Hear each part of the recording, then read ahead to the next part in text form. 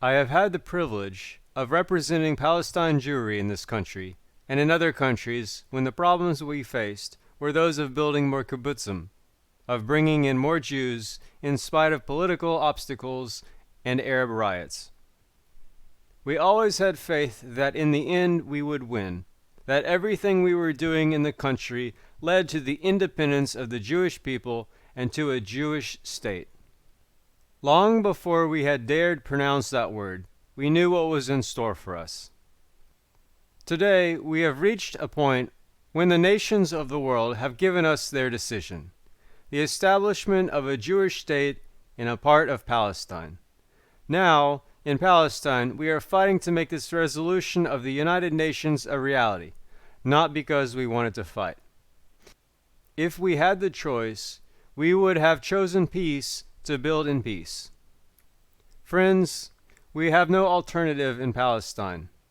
The Mufti and his men have declared war upon us. We have to fight for our lives, for our safety, and for what we have accomplished in Palestine. And perhaps above all, we must fight for Jewish honor and Jewish independence. Without exaggeration, I can tell you that the Jewish community in Palestine is doing this well.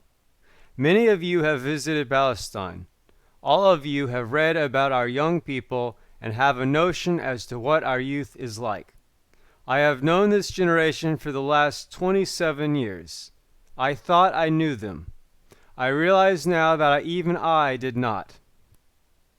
These young boys and girls, many in their teens, are bearing the burden of what is happening in the country with a spirit that no words can describe. You see these youngsters in open cars, not armored cars, in convoys going from Tel Aviv to Jerusalem, knowing that every time they start out from Tel Aviv or from Jerusalem, there are probably Arabs behind them in orange groves or on the hills, waiting to ambush the convoy. These boys and girls have accepted the task of bringing Jews over these roads in safety as naturally as though they were going out to their daily work and to their classes in the university. We must ask the Jews the world over to see us as the front line. All we ask of Jews the world over, and mainly of the Jews in the United States, is to give us the possibility of going on with the struggle. When trouble started, we asked young people from the age of 17 to 25 who were not members of Haganah to volunteer. Up to the day that I left home on Thursday morning, when the registration of this age group was still going on, over 20,000 young men and women had signed up. As of now, we have about 9,000 people mobilized in the various parts of the country. We must triple this number within the next few days. We have to maintain these men. No government sends its soldiers to the front and expects them to take along from their homes the most elementary requirements: blankets, bedding, clothing. A people that is fighting for its very life knows how to supply the men they send to the front lines. We too must do the same. 35 of our boys, unable to go by car on the road to besieged Kfar Ezion to bring help, set out by foot through the hills. They knew the road, the Arab villages on that road, and the dangers that they would have to face. Some of the finest youngsters we have in a country were in that group, and they were all killed, every one of them. We have a description from an Arab of how they fought to the end for over 7 hours against hundreds of Arabs. According to this Arab, the last boy killed, with no more ammunition left, died with a stone in his hand. I want to say to you, friends, that the Jewish community in Palestine is going to fight to the very end. If we have arms to fight with, we will fight with those, and if not, we will fight with stones in our hands. I want you to believe me when I say I came on this special mission to the United States today not to save 700,000 Jews. During the last few years, the Jewish people lost 6 million Jews, and it would be audacity on our part to worry the Jewish people through the world because a few 100,000 more Jews were in danger. That is not the issue. The issue is that if these 700,000 Jews in Palestine can remain alive, then the Jewish people as such is alive, and Jewish independence is assured. If these 700,000 people are killed off, then for many centuries we are through with this dream of a Jewish people and a Jewish homeland. My friends, we are at war. There is no Jew in Palestine who does not believe that finally we will be victorious. That is the spirit of the country. We have known Arab riots since 1921 and 29 and 36. We know what happened to the Jews of Europe during this last war.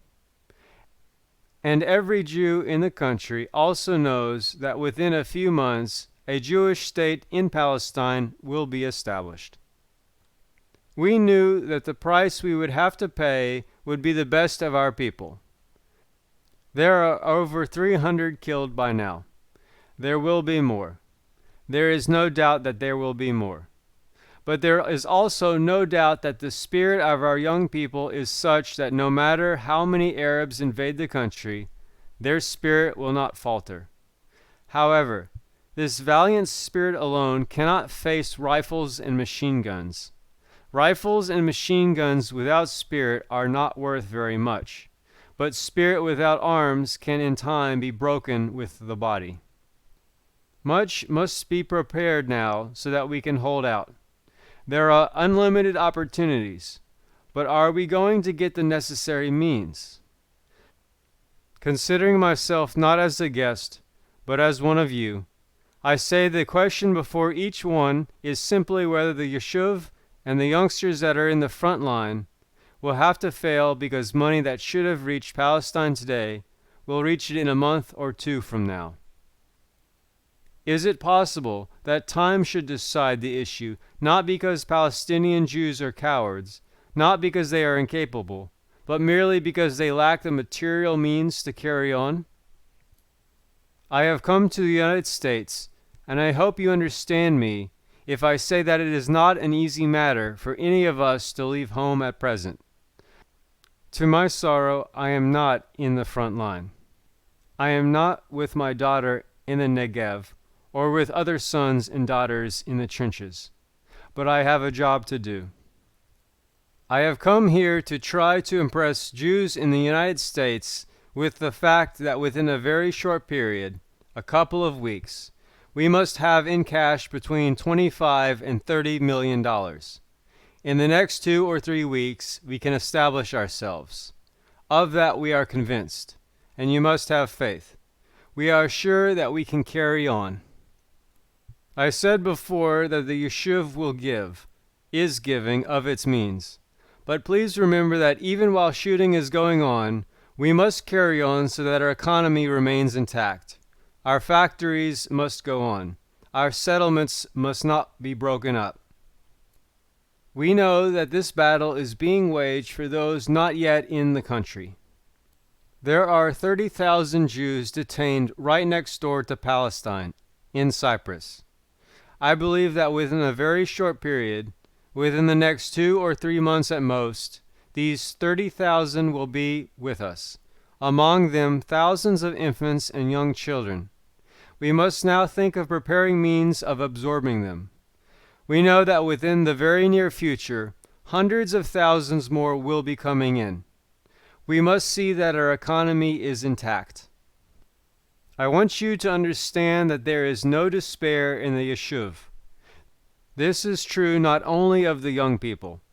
I have traveled the road from Tel Aviv to Jerusalem and the other roads quite a bit. I have seen these dangerous buses filled not only with young Haganah men and girls, but with old people traveling the roads as a matter of course. When you go to Tel Aviv now, you will find the city full of life. Only the shooting that you hear on the outskirts of Tel Aviv and Jaffa reminds one that the situation in the country is not normal. But it would be a crime on my part not to describe the situation to you exactly as it is. Merely with our 10 fingers and merely with spirit and sacrifice, we cannot carry on this battle. And the only hinterland that we have is you. The Mufti has the Arab states, not all so enthusiastic about helping him, but states with government budgets. The Egyptian government can vote a budget to aid our antagonists. The Syrian government can do the same. We have no government, but we have millions of Jews in the diaspora. And exactly as we have faith in our youngsters in Palestine, I have faith in Jews in the United States. I believe that they will realize the peril of our situation and do what they have to do. I know that we are not asking for something easy. I myself have sometimes been active in various campaigns and fund collections, and I know that collecting at once a sum such as I ask is not simple. But I have seen our people at home. I have seen them come from the offices to the clinics when we have called the community to give their blood for a blood bank to treat the wounded. I have seen them lined up for hours, waiting so that some of their blood can be added to this bank. It is blood plus money that is being given to Palestine. I know that many of you would be as anxious as our people to be on the very front line. I do not doubt that there are many young people among the Jewish communities in the United States who would do exactly what our young people are doing in Palestine. We are not a better breed. We are not the best Jews of the Jewish people. It so happened that we are there and you are here. I am certain that if you were in Palestine and we were in the United States, you would be doing what we are doing there, and you would ask us here to do what you will have to do. I want to close with paraphrasing one of the greatest speeches that was made during the Second World War, the words of Churchill. I am not exaggerating when I say the Yishuv in Palestine will fight in the Negev and will fight in Galilee and will fight on the outskirts of Jerusalem until the very end. You cannot decide whether we should fight or not. We will. The Jewish community in Palestine will raise no white flag for the Mufti. That decision is taken. Nobody can change it. You can only decide one thing, whether we shall be victorious in this fight or whether the Mufti will be victorious. That decision American Jews can make. It has to be made quickly, within hours, within days. And I beg of you, don't be late. Don't be bitterly sorry 3 months from now for what you failed to do today. The time is now.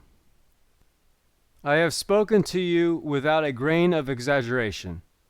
I have not tried to paint the picture in false colors. It consists of spirit and certainty of our victory on one hand, and dire necessity for carrying on the battle on the other. I want to thank you again for having given me the opportunity at a conference that I am certain has a full agenda to say these few words to you.